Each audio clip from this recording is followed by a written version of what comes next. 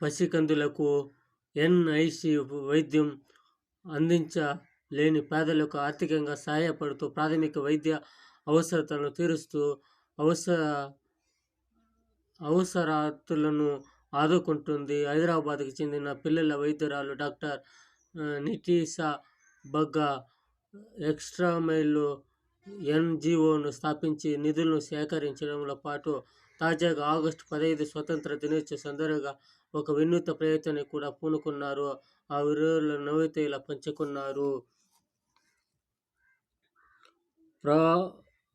ప్రభుత్వాలు నిధులు సేకరిస్తూ జీవితమే లక్ష్యంగా ఈ విధంగా పిల్లలను కాపాడుతూ లోకంలో ఇదే విధంగా అందరూ కొనసాగాలని కోరుకుంటాము. కష్టపడితే ఫలితం